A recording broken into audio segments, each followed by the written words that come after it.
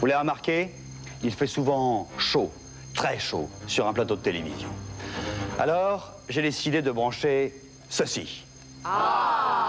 Pourquoi ce ventilateur, alors qu'il ne brasse que de l'air chaud, arrive pourtant à me rafraîchir? En raccourci, comment fait-on du froid avec du chaud?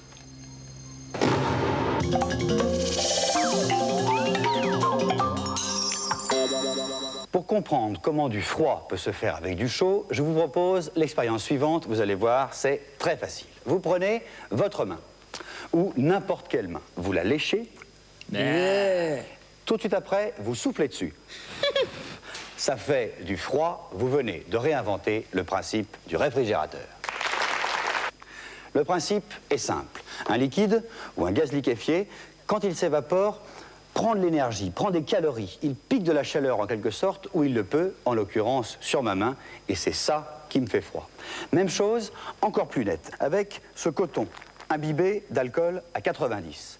Comme ça s'évapore plus vite que la salive, ça fait plus froid sur moi, mais ça marche aussi là, ça marche également sur votre téléviseur. Même chose avec une recharge de gaz à briquet. Là, ça fait carrément très froid. Au passage, c'est quand même du gaz et c'est dangereux. Une application pratique maintenant. Imaginez, vous êtes en plein désert.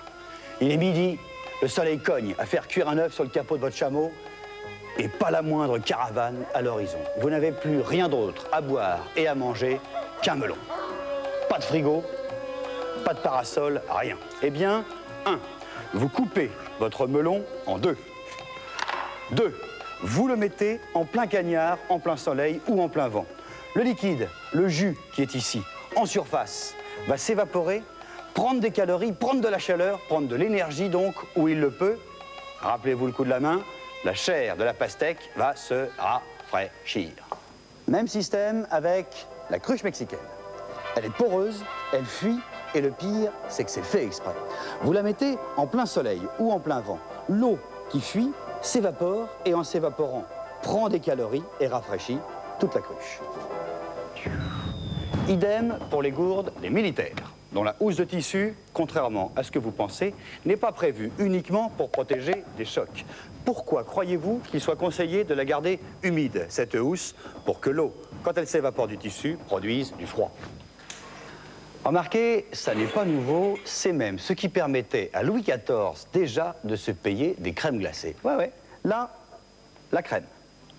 Là, une boîte en métal. Vous vous rappelez du coup du coton et de l'alcool à 90? Eh bien, Louis XIV faisait grosso modo la même chose, mais avec de l'éther. Lui, il versait de l'éther sur sa petite boîte en métal, l'éther qui s'évapore très vite et qui faisait du froid. Attention, je vous déconseille de faire l'expérience, d'abord parce que l'éther, ça coûte une fortune, et puis surtout parce que les vapeurs sont très dangereuses. C'est d'ailleurs la raison pour laquelle l'éther n'est plus en vente libre. Ça, c'est un peu l'éther du XXe siècle. C'est le fameux CFC, autrement appelé fréon ou fluorane, ça dépend des marques. Bref, le chlorofluorocarbone qui trouve la couche d'ozone. Là, il est liquide. Je le vaporise dans le freezer. Il prélève de la chaleur, il fait du froid et des glaçons. Même système, rappelez-vous, que le gaz de mon briquet. Mais imaginez que je fasse ça en circuit fermé. Je récupère les vapeurs de CFC. Je les comprime, le CFC redevient liquide, je le revaporise, ça refait du froid, etc., etc. Eh bien, c'est ce qui se passe ici, pour vous, derrière votre frigo. Le CFC liquéfié arrive là. Il se détend, il se vaporise ici, dans le freezer, il fait des glaçons, il refroidit tout le frigo, et arrivé là, c'est donc du gaz. Du gaz qui est aspiré, pompé, comprimé par ça. Le moteur, le compresseur, une sorte de pompe à vélo qui, avec la pression, retransforme, regardez, le gaz en liquide. Vous savez maintenant que ce n'est pas le moteur de votre frigo qui fabrique le froid de votre freezer, mais la décompression et la compression périodique du gaz qui est enfermé à l'intérieur. Revenons maintenant à notre ventilateur. Je crois que vous avez déjà compris.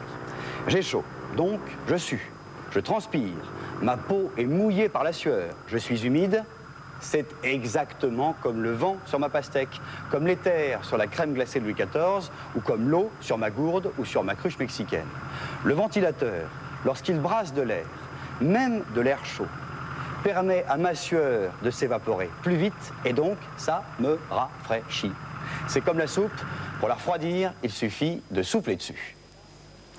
Allez, la machine de la semaine. Regardez bien, celle-ci fabrique, eh ben devinez quoi?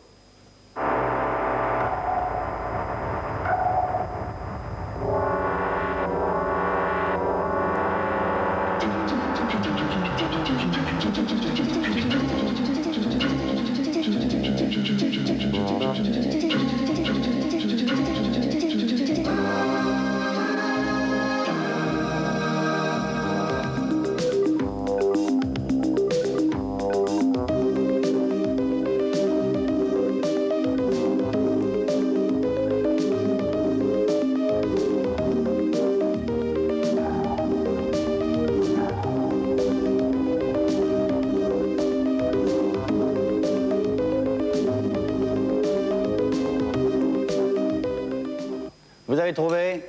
Bravo, vous avez gagné un tour de magie.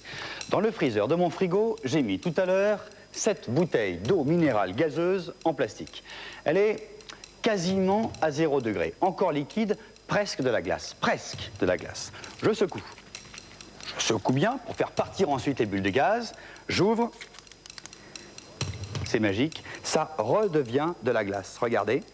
Hop. Vous avez des questions à nous poser? Le Minitel 3615, code C+, CPLUS. On se retrouve la semaine prochaine.